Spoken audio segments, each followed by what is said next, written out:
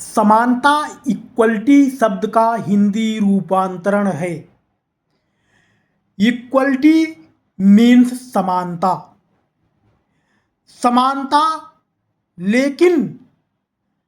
Equality amongst equal, समानों के बीच समानता अर्थात असमानों के बीच समानता को परिलक्षित नहीं करता है, बल्कि समानों के बीच समानता को परिलक्षित करता है। इसीलिए संविधान के अनुच्छेद 15 खंड 4 और 16 खंड 4 को समानता के विपरीत बताया जाता है, जिसमें सामाजिक और शैक्षिक दृष्टि से पिछड़े हुए वर्ग के लोगों के लिए विशेष प्रावधान शिक्षा और नौकरी के क्षेत्र में किया गया है, जो इक्वलिटी इमांग्स इक्वल अर्थात समानों के बीच समानता के सिद्धांत को परिभाषित करता है। इसीलिए कहा गया है कि समानता जो है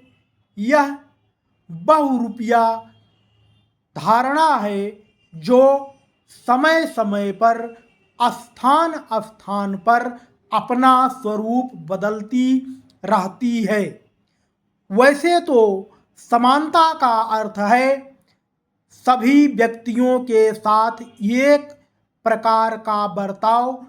किसी व्यक्ति के साथ किसी भी रूप में विभिन्न तरीके से व्यवहार बर्ताव नहीं किया जाना चाहिए। लेकिन इसके अपोज में यह धारणा प्रतिपादित की गई है कि समानता वहीं पर समान रूप में कार्य करेगी जहां पर सभी लोग एक समान तरीके के हों। अगर उनके बीच में सामाजिक, शैक्षिक या आर्थिक रूप से असमानता पाई जाती है, तो वहाँ पर समानता का सिद्धांत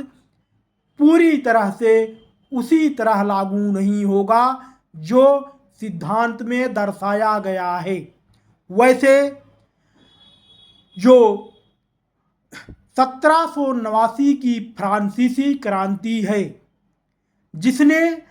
समानता, स्वतंत्रता और बंधुता का नारा दिया था, उसका कहना था विश्व में प्रत्येक व्यक्ति को एक समान रूप से, स्वतंत्र रूप से और भाईचारे के रूप में देखा जाए, तभी विश्व से असमानता और गरीबी दूर की जा सकती है और जो भी